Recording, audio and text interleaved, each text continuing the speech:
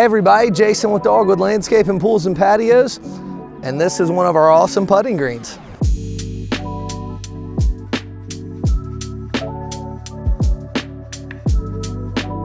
So a lot of times when folks call us about a putting green, it's for a couple of reasons. The main reason being they are an avid golfer and they want to get a little bit better at putting because it's drive for show, putt for dough, and this is where you make your money with your buddies. Or maybe they have a junior golfer who wants to improve their game and possibly get some kind of scholarship for college or just join the high school team, whatever it is. And lastly, they just like spending time with the family.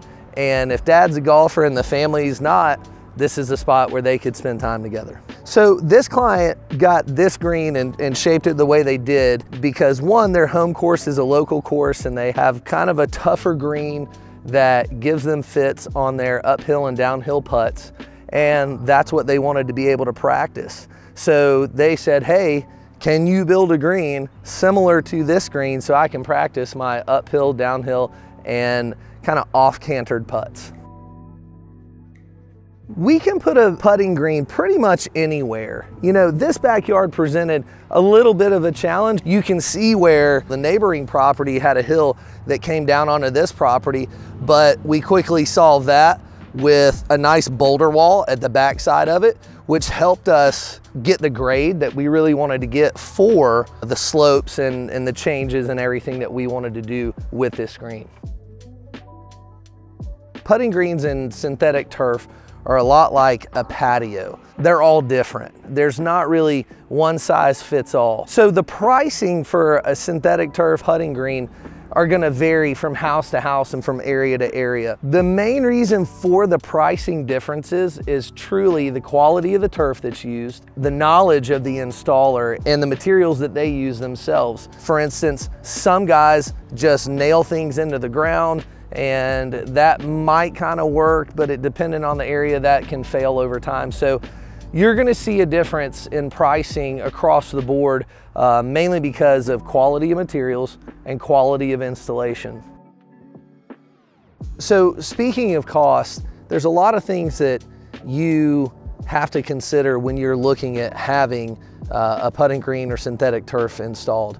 Typically, what you're gonna look for in the best installer for you and your family is really gonna be their experience. Have they really done this before, or is this something that they went and saw a quick little class done at a local supplier and now all of a sudden they're a turf installer? There's a big difference in contractors these days that really know what they're doing, and the guys that know what they're doing are gonna cost more, but that's because they have the experience and they've bought the experience to give you the product that you really want to last. You don't want to be calling your contractor up every year or two because small things are failing here or there, something just doesn't look right. So you got to be really careful when you do this and make sure that you actually vet your contractor, as in call the people that they've given you a list of turf jobs that they've actually done and talk to those people.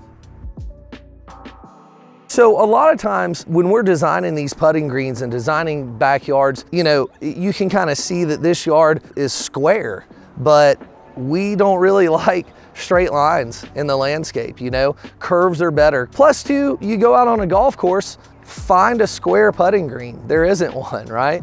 So when we're designing putting greens, we want it to be as realistic as possible, not just in the way that it rolls and actually has action with the balls that you hit onto it or putt onto it, but we want it to feel and look like you're actually on a golf course. And so we get our inspiration from a lot of places. And then like we said, this putting green is actually like a 1/10 replica of the #1 green on a local golf course here in our area. One of the things that this putting green actually did that we had a talk with a client about was don't make it too hard. This putting green actually has a pretty impressive slope to it that had to be controlled, and And honestly, if one of the reasons that you're doing this putting green is to have fun with the family, well, it's not gonna be fun if you don't make putts. We can't just build a 15 by 15 putting green to mimic that green that you want. It's gonna have to be stretched out, and especially with the slopes, we're gonna have to do that so the ball has time to actually slow down. There's subtle changes in this green that you can't really see with the naked eye or even through the camera,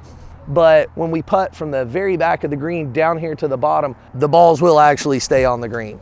So it really helps to have someone who's knowledgeable about golf, who actually loves to play golf and knows what they're doing on a putting green when building these greens. This install took the amount of time that we said it would take. Technically, by build days that we were able to work. We need compaction. A big misconception in the buying market for landscape products is, well, contractors slow down in the wintertime.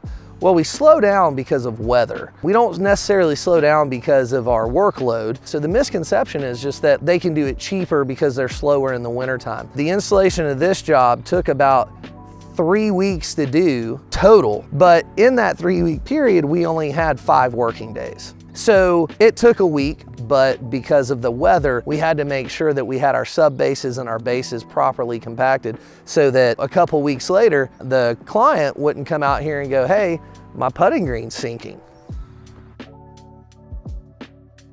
Typically when we're building, we remove any organics or any dirt, of course, that's in the way. I harp on it all the time, compaction, compaction, compaction. So sometimes you have dirt in areas where we expect to only excavate 4 to 5 inches below the grade level, and we get out here and we do the job and we find bad dirt.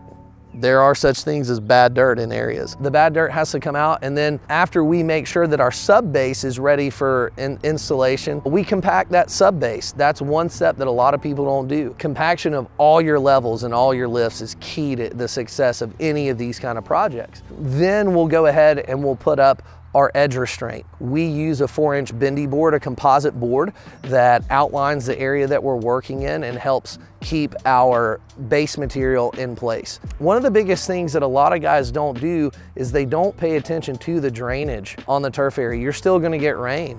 You're still gonna get pets, you know, peeing and pooping on the products. So our base is usually a 57 stone. We compact that, and then once we have that, we put an 89 stone or a chip stone on top of that, and we smooth that out, and then we install our turfs. This is when the installers start turning into artists, having to cut the turf properly, having to put the right curves, having to mend the seams and blend the seams very carefully, so that way you don't see these things on your finished product. And then once we have all these things installed, there of course is the sanding that goes on top of the turf that helps hold the turf down, but also, again, maintain that drainage capability of your product so that you don't have any problems with that going down the road, and you don't have rot, you don't have deterioration of the products like you would have prematurely if you didn't manage the water of that.